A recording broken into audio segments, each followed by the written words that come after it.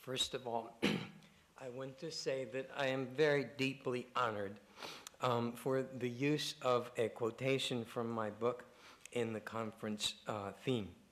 I now realize that I am becoming known as the contentious one, but it's not me that's intended to be contentious here, but I do think it's worth looking at the contentiousness of the interdependency of this long and tumultuous relationship. However, in my work, I don't necessarily focus that topic on East-West per se, and in fact, my book dealt with the nations of Japan and the United States and their art worlds. But I do want to thank Cindy Mills and Amelia Gerlitz very warmly for this recognition and for providing us all with this valuable and stimulating opportunity for debate and exchange. The paper that I have today was provoked by a realization that there's been an enormous change in the study of Asian American art history.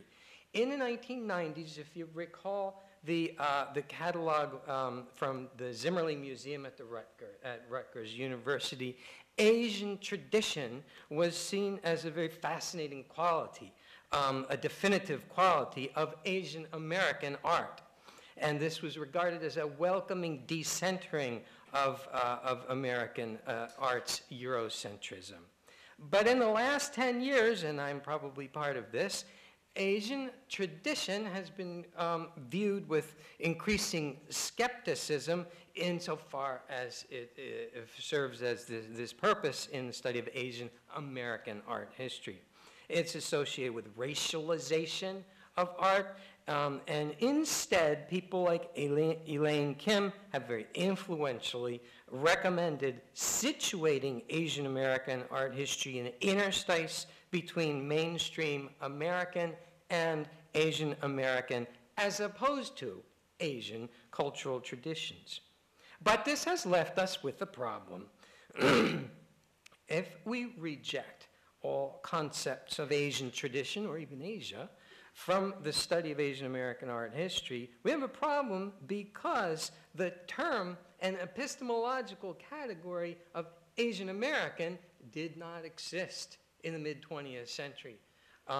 Artists and viewers of works of art that we now call Asian American created, and they saw and they understood these works not with the term Asian American, but with the antipodal terms of Asia and America. So, I propose 3 heuristic categories for investigating the role of Asian tradition and more general concepts of Asia in mid-20th century Asian American art. Art objects in the first category called the viewer's attention to themes of Asia by means of conspicuous markers of Asianness emblazoned on their form.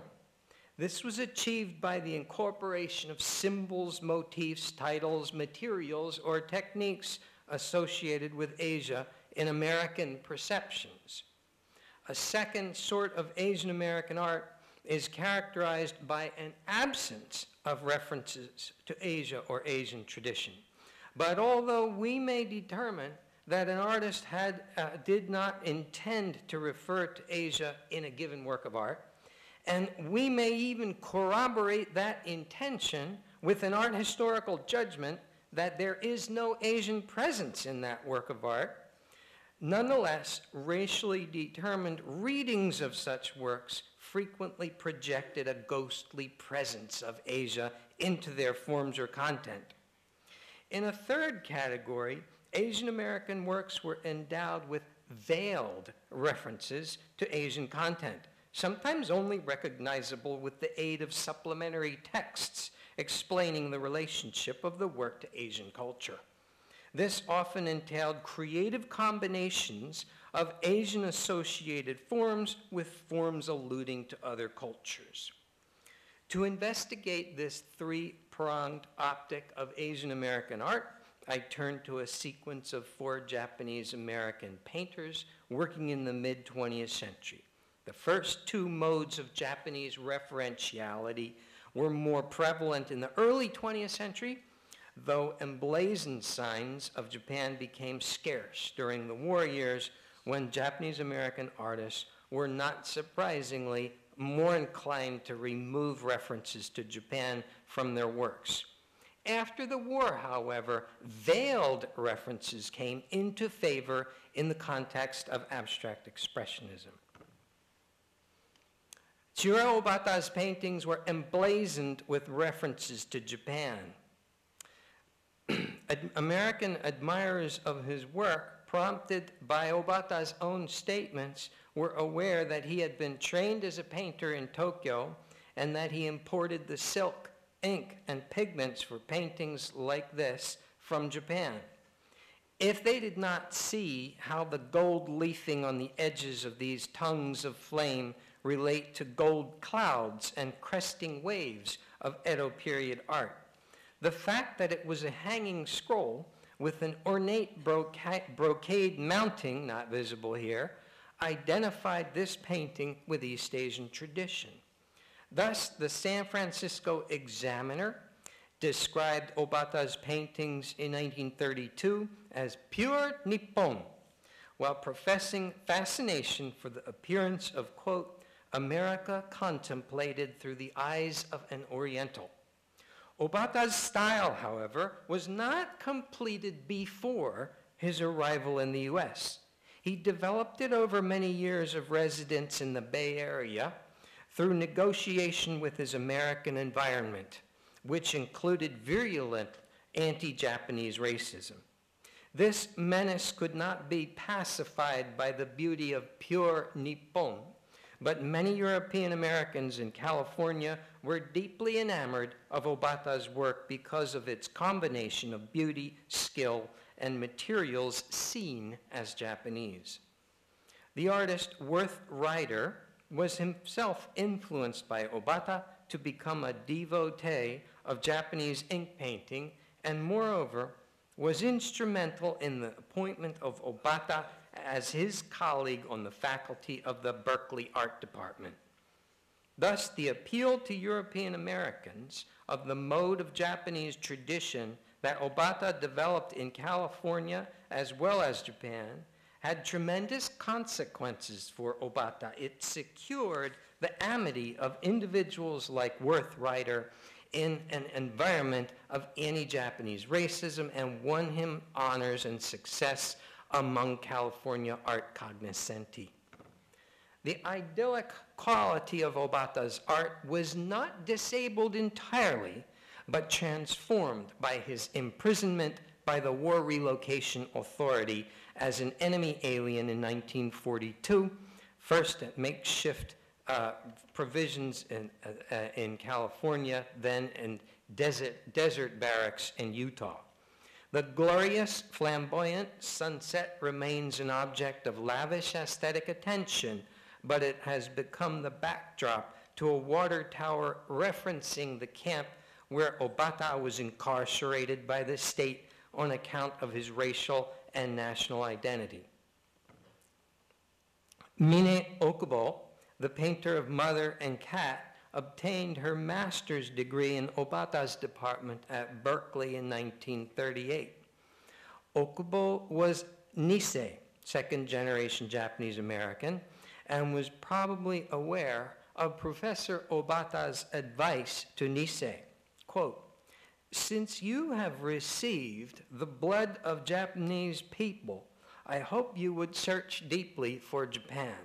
Then face the great natural world in America and contribute to your future society, to American society," end quote.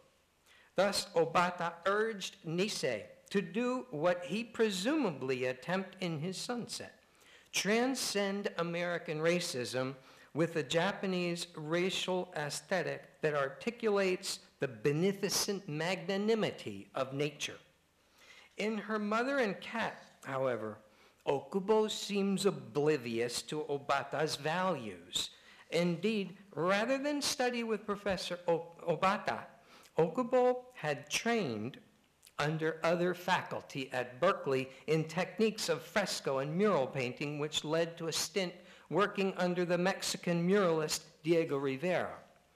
Stylistically, these references predominate in Mother and Cat, a picture constructed in simplified, rounded forms filled with short, dry, parallel brushstrokes and bounded by thin, sinuous lines.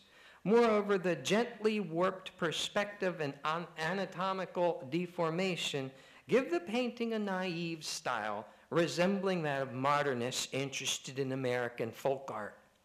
Despite the lack of artistic reference to Japan in Mother and Cat, this painting does make an important statement about Okubo's own Japanese-American identity through its monumental depiction of the woman identified by the title as the artist's mother. In fact, it was painted around the time of Okubo's mother's death, perhaps explaining its static commemorative character.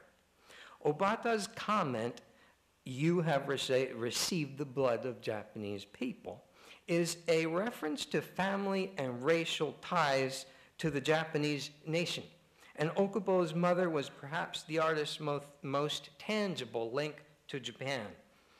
But the Rivera-esque manner of her portrayal does little to visualize the Japanese memories and experiences of this Issei woman, who in fact had studied calligraphy and painting in Tokyo.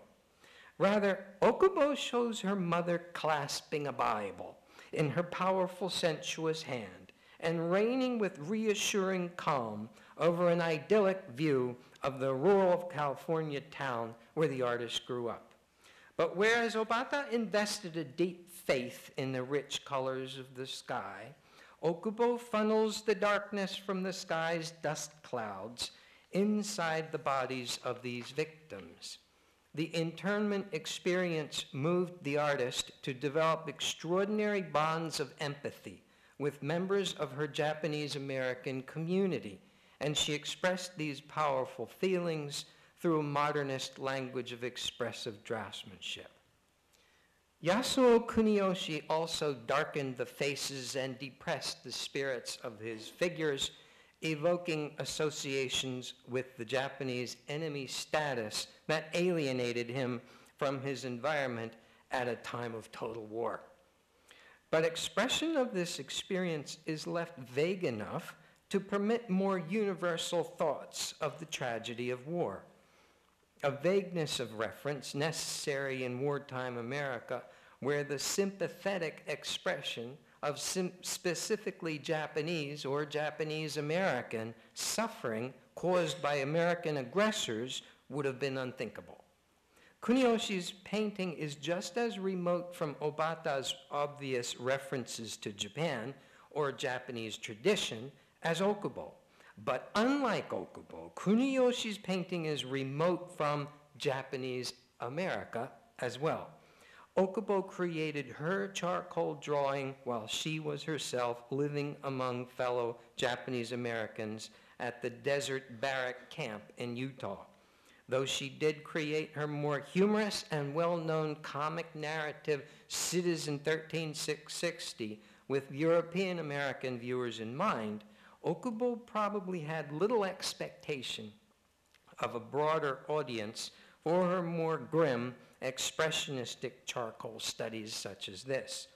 Kuniyoshi, however, was the most successful Japanese-American artist of his generation in terms of purchases, critical acclaim, and awards in the European-American dominated art world centered in New York City. And his art was not crafted for Japanese-American viewers. Kuniyoshi's success was gravely threatened, but not reversed, by the Japanese attack on Pearl Harbor in 1941. In striking contrast to Chiura Obata on the West Coast, Kuniyoshi appealed to New York cognoscenti with a scrupulous avoidance of conspicuous signifiers of cultural alterity in his painting. Thus, in 1942, an art news reviewer claimed, quote, Kuniyoshi had assimilated something from his contemporaries among American painters and stopped being an Oriental and became the American he is today, end quote. Indeed, the style, imagery, and sultry mood of Kuniyoshi's paintings share a strong American period resemblance with the paintings of his European-American friends and rivals. Despite the absence of references to Japan in the painting of both Okubo and Kuniyoshi in the period before and after the invasion of Pearl Harbor, both artists were called upon by American institutions to illustrate the Japanese enemy. The OWI Office of War Information commissioned Kuniyoshi to illustrate anti-Japanese war propaganda posters in 1942. As Shipu Wang, he's here today, has written of the selection of Kuniyoshi, quote, it was precisely because of his race and nationality that OWI officials regarded him as an appropriate artist to portray the enemy. Not the Germans, not the Italians, but the Japanese enemy. Serving as an illustrator of images of the Japanese enemy to teach Americans who they were fighting against, put Kuniyoshi in what must have been a psychologically tortuous position. For now it was his job to reinforce negative American stereotypes of Japanese men, stereotypes that imperiled his own standing in American society. The drawing on the left depicts a Japanese soldier raping a woman who closely resembles the dark-complexioned but vaguely Caucasian woman that he painted so often. The soldier's nationality is signified phenotypically by the attribute of a medieval Japanese sword. In this period, the racialization of paintings by Kuniyoshi, such as Relaxing, from which he had excluded Japanese references, was a routine thought process that even provided terms for appreciative art criticism. For example, in 1937, a reviewer admired Kuniyoshi's painting as, quote, the work of a strong-minded and deliberate individual whose brain, through whose brain and through whose fingers happened to run the bloodstream of the Orient. But in his rape scene, Kuniyoshi's resistance to such racializations of his art collapsed. The ghostly presence of the alien Japaneseness that was projected by racially deterministic thinking onto his paintings is manifested as a monstrous stereotype. This exceptional and shocking exposure invites an understanding of the more characteristic stance of his painting, that of omitting signs of Japanese alterity, as a stance of assimilationism. Drawing on Anne Cheng's psychoanalytic study of Asian American literary assimilationism, we might say that the camouflage was ripped away from a subject who is constituted by debilitating difference. When not constrained by patrons such as the OWI, most Japanese American artists continued to avoid references to Japanese culture at the end of the war. But this situation changed dramatically in the early 50s.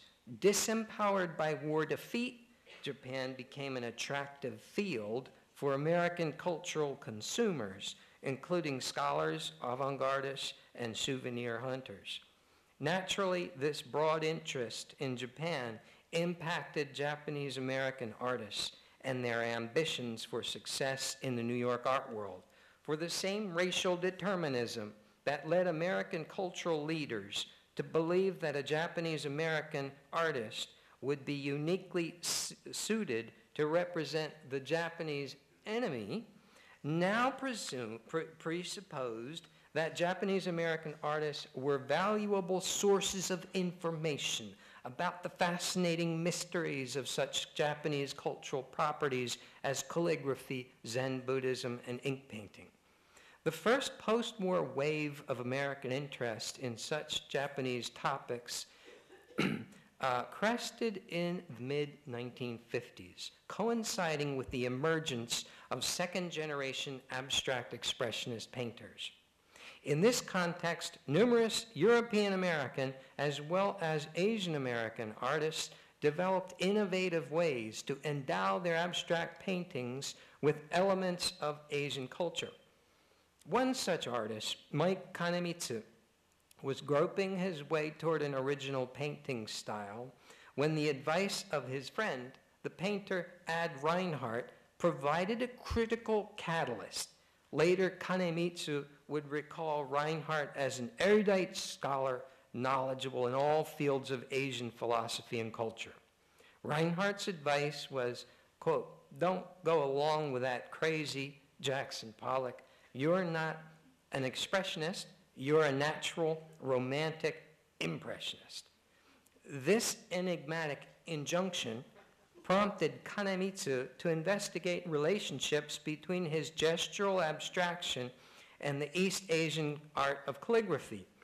In works such as Quarter to Five, the artist's professed interest in calligraphy remains a subtle presence, veiled beneath bright color, architectonic structure, and the viscous medium of oil and canvas. But while continuing to paint in oils, Kanamitsu also pursued a parallel practice of abstraction in the Japanese associated medium of sumi, or black liquid ink on paper. These black and white abstractions resonated with similar works by Pollock, Klein, Motherwell, Guston, and numerous other abstract expressionists. But in the hands of Kanamitsu and other Asian American artists, this practice had distinct attractions and risks. On the one hand, the artist's Asianness endowed the link between the abstraction and the East Asian art of calligraphy with a type of authenticity that appealed to the modernist ethos that posed the artwork as a synthetic outgrowth of the artist's identity. On the other hand, one Japanese critic, Fujieda Teruo, maintained that, quote, "Creating Japanese-looking art for the sake of obtaining a Japanese look was a too easy use of nationality by Nisei artists." This prejudicial view presumed that Nisei artists contended with their American cultural environment by selling out to American taste for Japanese exotica. In fact, many Asian Americans were sensitive to the racial determinism that stimulated European American desire for evidence of Japanese cultural identity in their art. And this awareness inhibited the expression of such interests or provided an incentive to veil these interests within the forms of abstract tableaus.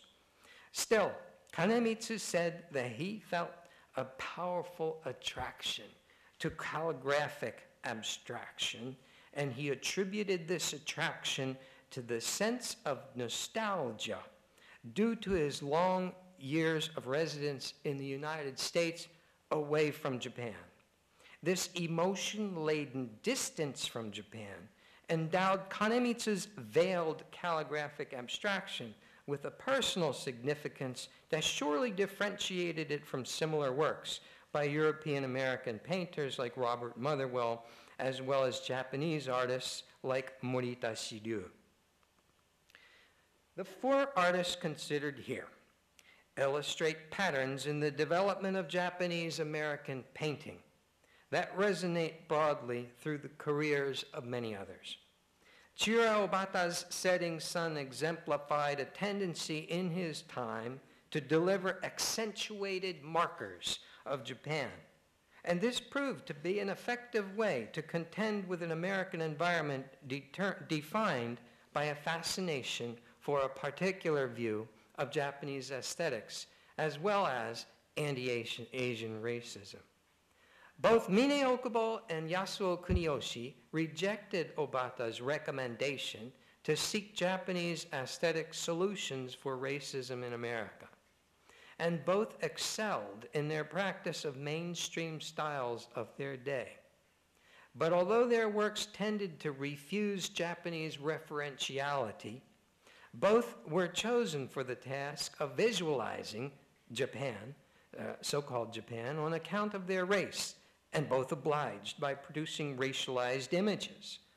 Working in the milieu of second-generation abstract expressionism at a time when Japanese culture was a popular interest among many Americans, Mike Kanamitsu responded by investigating relationships between abstraction and calligraphy. Nonetheless, he veiled the presence of Asian content in his work, perhaps to avoid the appearance of catering to exoticizing American taste for Asia. As I suggested at the outset, recent studies of Asian American art history have shifted away from earlier preferences for works manifesting Asian tradition in favor of a greater sympathy for works that omit Asian references. But one lesson to be drawn from the case studies discussed here is that each of these three modes of Asian referentiality possessed potential gains and risks. Perhaps the best path for future studies of Asian American art of the mid-20th century is to put aside preferences for either sort of art, whether that which references Asia overtly, covertly, or not at all, and recognize that each of these three modes of art was created under difficult circumstances of East-West race thinking, and each held equal potential to be art that was beautiful, original, or admirable for its social content or critical stance. Thank you.